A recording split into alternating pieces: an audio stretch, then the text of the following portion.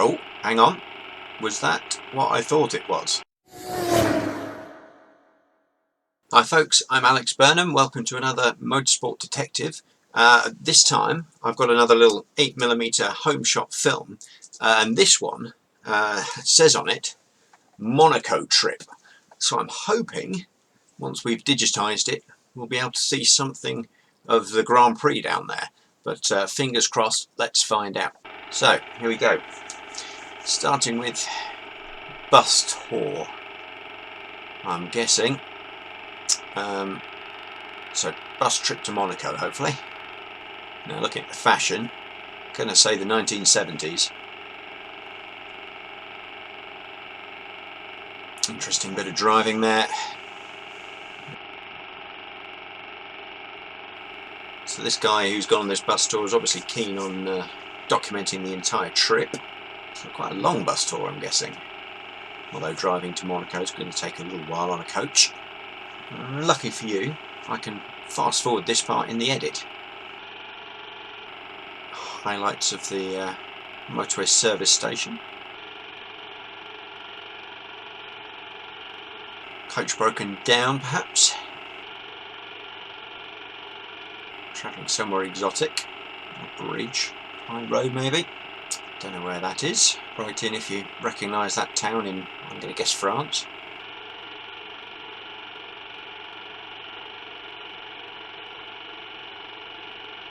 And bear with me folks, might be some motor racing on here somewhere. That's possibly a border crossing. So perhaps we've arrived in what I'm going to guess is Monaco. I don't recognise any of Monaco's streets particularly. That looks more like it. This looks like it could be Monaco Harbour.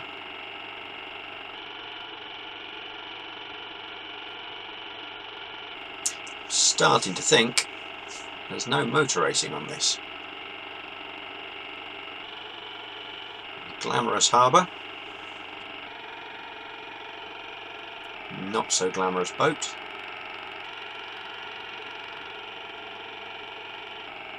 Yellow bicycle. Definitely a Bond villain on there. The glamour of Monaco.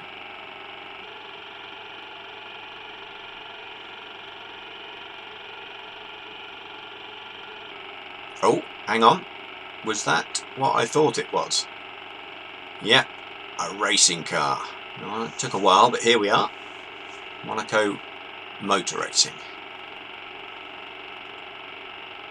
And now these look like Formula 2 cars or something from the 70s.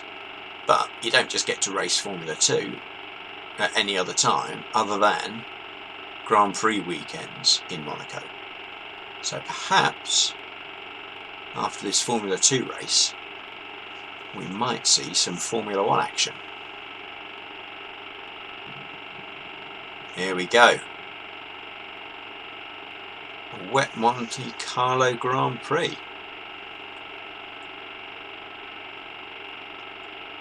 Very wet, look at that. Although drying quickly. Now, high airbox Formula 1s, early to mid 70s. I think those Ferraris didn't come in till like 74, 312s. So I think this is maybe 75. I think this might be the 1975 Monaco Grand Prix. So I'm looking on the Motorsport archive at their report from the 1975 Monaco Grand Prix to see what I can find out about that race. And indeed, as is shown on the video footage, it started off as very wet but dried quite quickly. So here I've got the starting grid from that race, and actually it was quite a small starting grid for a particular reason. The previous race in 75 was the rather tragic event in Spain where an accident had killed several spectators, and so as measures to try and improve safety, various things have been done. More Armco barriers at Monaco, various bits and pieces like that. But also, Enzo Ferrari was pushing for a smaller grid. This was eventually voted in by all the teams and the drivers or whatever, and so a limited number of people started that race. So we had Niki Lauda on pole, Tom Pryce in second place alongside. Lauda, after the start, got away in the front and pretty much walked away with it.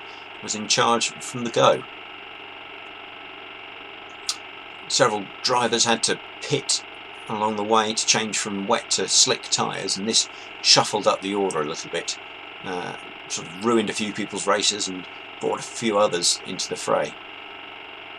Now it seems from the footage that our camera guy was standing here on what's marked as the third corner of the circuit as the cars are coming up the hill and doing that sort of fast left-hand sweep.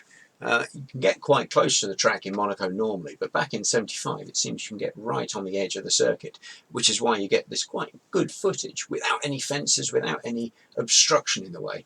I doubt you can get quite that close today. If we look through the footage, we can find Niki Lauda in the Ferrari, Tom Pryce in the Shadow, Ronnie Peterson in the Lotus, Jody Scheckter in one of the Tyrrells, Carlos Pace in a Brabham, Jackie Ickx was in the second Lotus, James Hunt in a Hesketh. Because of the limited grid, however, only a certain number of cars were able to make the start. More tried to qualify.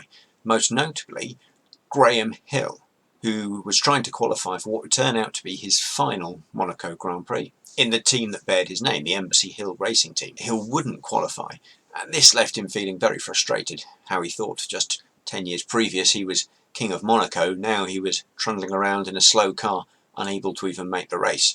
He would retire from racing and concentrate on running the Hill Embassy team.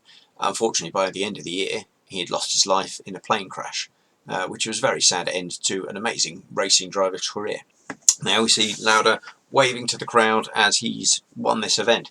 That was his first win of the 75 season, and it would go on to be the first of a string of victories that would bring him past Emerson Fittipaldi in the drivers' standings, and would lead him eventually to take the driver's title. A surprising fact, well for me anyway, is that this was Ferrari's first Monaco win in 20 years. Maurice Trintignant had won in 1955, but no Ferrari had been victor at Monaco in that 20 years.